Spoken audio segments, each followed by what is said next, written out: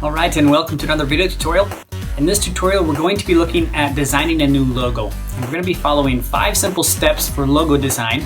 And I'm going to be redesigning the logo for this channel that I'll be using in the future for an example. So come follow along, and I hope you learned something.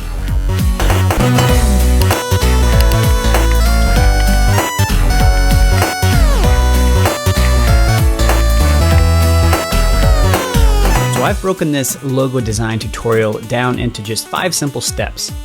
And it's easy to try to want to skip one of these steps and just kind of maybe jump right to the computer and start sketching in Photoshop or Illustrator, whatever your favorite design program is. But you really want to stick to these steps. It'll help your logos turn out a little bit better. So as I go over each step, I have a video of me kind of doing a little process when I went through designing the logo for this channel for an example here, as I wanted to rebrand. So after each step, there'll be a little bit of a time lapse and some explanations as you see me sketch and design the logos. So the first step is come up with the business concept or mission statement. So if you know you're going to be designing a logo, it's great if you can make that logo reflect the business name or the business concept in the logo mark. So always sort of consult with whoever you're designing for and get that concept. So for this particular channel, I do tech videos, education videos, tutorial style videos. So I wanted my logo to sort of reflect a little bit of that technology, if you will. And the name of my channel is Follow Andrew. So incorporating that follow and Andrew and kind of along that tech and tutorial education space, that's kind of the mission statement or brand identity, if you will, of this particular channel. So I wanted my logo to try to reflect that a little bit. So that's what I'm going with here for step 1. Now, just a couple of tips before I jump into my sketching here. You want the logo to reflect the nature of the business. You want your logo to scale. And by that, I mean the logo should be able to be recognizable at a small version and also at a large scale version. A quick example of this is the very first logo I probably ever tried to design. This is, I don't know, 20 years ago, was for a sports team, and it was a tennis racket. And when I was designing this logo starting off, I tried to do really thin lines in the tennis racket to represent all the lines that are normally inside of a racket. And this did not scale. When you went down small, it was just really muddy and you couldn't even really see the lines. So you need to really simplify those shapes, like in bullet point 3, simplify the lines and make it so that that logo will scale up and down and still be recognizable. You also want to make sure that your logo should work in monotone or black and white versions. So if you're doing a very colorful logo, then you need to also do a black and white version, make sure it still works. Okay. Also, you try to want to maybe avoid some of the cliches in logo design. A really simple example of this, I'm just going to illustrate this quickly here in the browser. So I've just done a really quick search here on Google Images for attorneys at law. And you can see that nearly every single law firm out there either has this symbol, which is, the scale here, or they have like a gavel, right? They just all have that. So that's what I mean by cliche. So if you're going to be designing a logo for an attorney firm, 100% of them have pretty much this for the logo. So maybe try to avoid that cliche when you're designing your logo. So. Okay, and then lastly here, if you're going to be using typography in your logo, make it custom typography. So try to avoid just going to your font menu and just selecting random fonts. If you can really make that a custom typography by hand lettering that for a logo, that will really greatly increase the usability and likability of the logo. So let's jump right over here into our second step rather, which is get inspired. All right, so after you've got sort of your design, you need to get some inspiration. Now, however you want to get inspired is up to you. I'm just going to show you a few resources on the web of existing websites that showcase logos. Now, inspiration could come from looking at other logos, but you could also get inspired. Maybe you like to go out in the mountains, or maybe you like to do something like that. So whatever gets you in a creative mind space, go ahead and do that. So the first one here is logospire.com. There are literally hundreds of these websites out there, but they just showcase creative logos for the various designers have made. So you can go ahead and come around here and do this. This is kind of a clever use of the negative space inside of the P for Pelican. But anyway, right, get some inspiration. Look around through some of these websites. Let's look at one more here. Before I jump over this one right here, you can see it's Art Farm. So art being the pencils, these are the pickets of the fence, and then the fence for a farm. These are sometimes referred to as double entendres logo, where there's sort of a double meaning in the logo that has to do with the name. They're always kind of clever and fun. There's 3Bs and Dribble. This is a website for graphic designers, but they have tons and tons and tons of inspiration on this website for various logos. So you can just do a search here for logo. I think you have to actually sign up here maybe to see some of these, but there's just logos galore that graphic designers put out here for feedback, and so they're a great place for inspiration. And the last one here is designspiration.net. They have a section on here for logos that people have saved for inspiration. It's kind of a bookmarking type of thing. But anyway, you can save logos and look at them later, but there's a bunch of inspiration on here you can get as well. So wherever you get your inspiration, these are just a couple of resources online to get inspired with. Next is sketch, sketch, sketch. So the third step here, and this is the step that people always want to try to skip, is start on paper. So you want to get down. Sketching is a great way to sort of just get some logo ideas out there without too much pressure. So it gets your creativity flowing. I always recommend using what's known as dot paper, which is a paper that a lot of graphic designers use rather than just a printer sheet or something that's plain white. The dot paper is sort of set up similar to graph paper, but instead of squares or graphs, it just has dots. So you can buy official dot paper from a website like Amazon. I'll just show you this link here. So you can buy this one right here. It's from Rhodia, right? It's just some dot paper. You can see what it looks like here. So it's just paper that has a ton of teeny tiny dots, and it's really great for just sketching.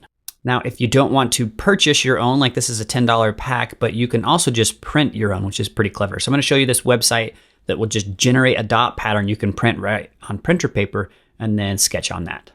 So this website is pretty slick. It is a website that lets you print out dot paper on just standard printing paper in order to sketch on. So you can come up here and set the paper size. I did letter for mine. This is actually the website I used when I did my little print here for this sketch I'm going to show you in a minute. Set up your spacing, set up the margins, the size of the dots, whatnot, and then you just go ahead and download the PDF. And you can just print that right on regular paper and then sketch away on this. So kind of a fun little resource there. So now that we're on this process, let's jump back over into time lapse where you can see the process of myself sketching out some ideas for my Follow Andrew logo. Now, I'm not a graphic designer. I tend to be a little bit more technical. I don't have great drawing skills, but that's okay. Practice, practice, practice. So some of you watching this tutorial will probably come up with greater logos than I come up with. But just kind of follow these steps and it will definitely help you. So let's jump over there and then we'll come back.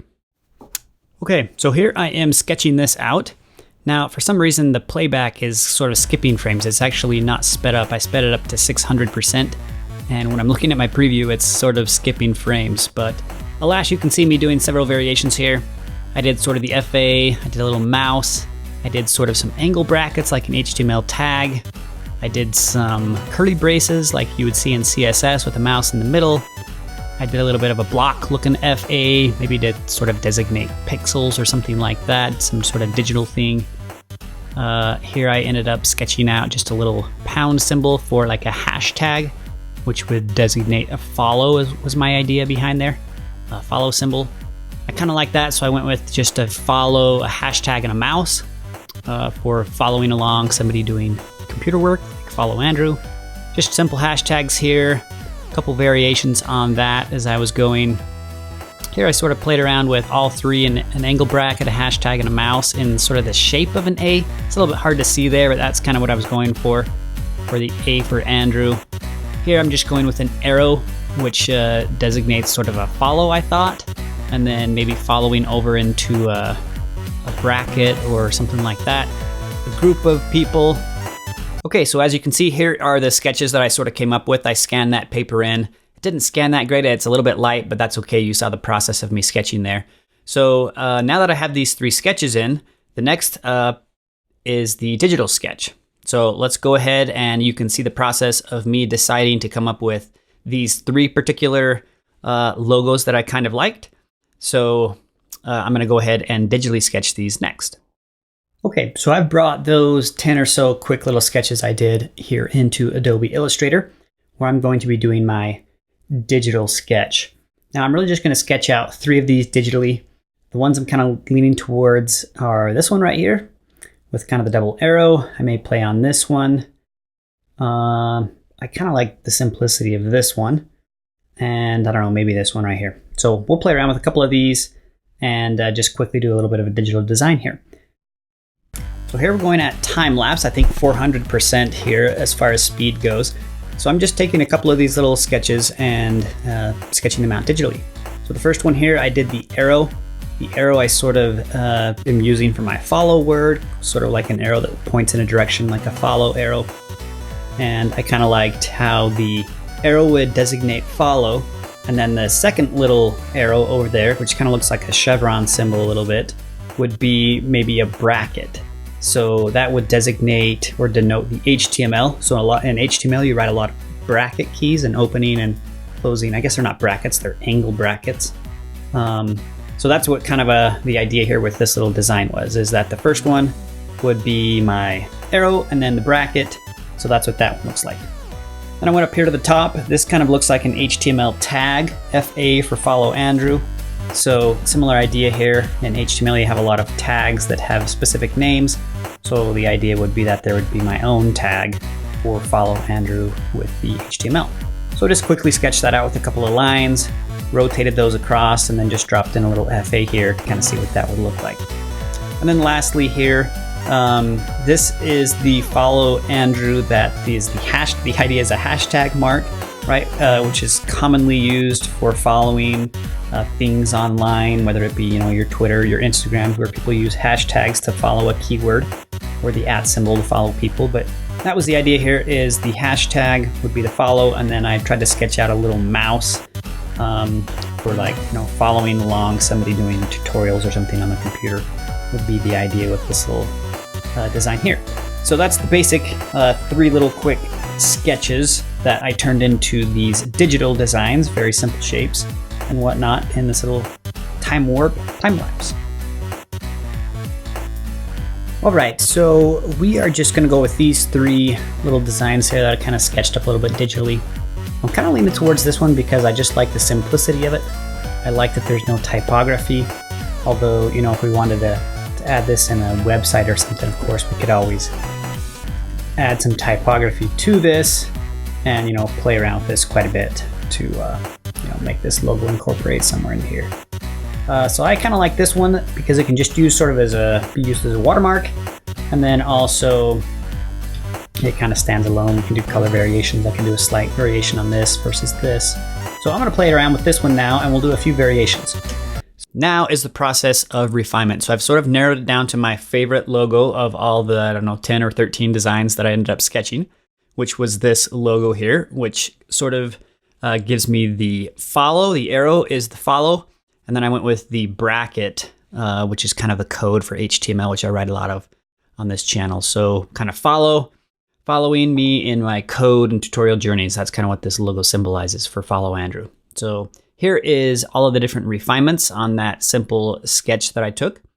And I think I ended up going, now I'm not even sure, maybe the bottom right one? No, second from the bottom right is, I think, the one I finally ended up using for the channel. So refine and variations is your final step here. And once you've completed all those steps, you should have a finalized logo. And mine looks like this after a little bit of color. All right, so here I am doing just a couple of the variations for the logo. I started off here and I wanted to do a little bit thinner design on this second arrow to make it look a little bit more like a bracket.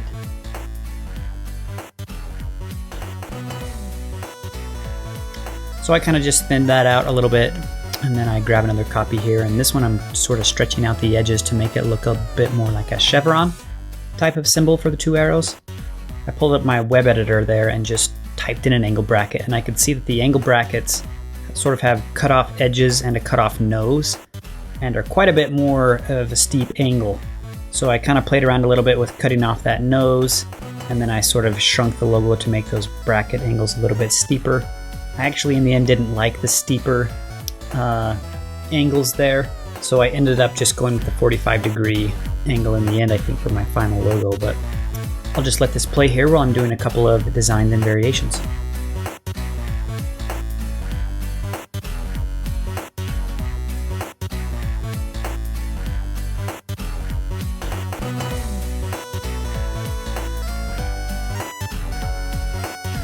So here I'm sort of recreating the logo from just geometric shapes instead of freehanding it so I can get a perfect angles. So I started out with some squares and triangles and kind of merged some shapes together to get my corners just how I wanted them. And now I'm finally getting closer to that finished logo, which you'll see here in just a second.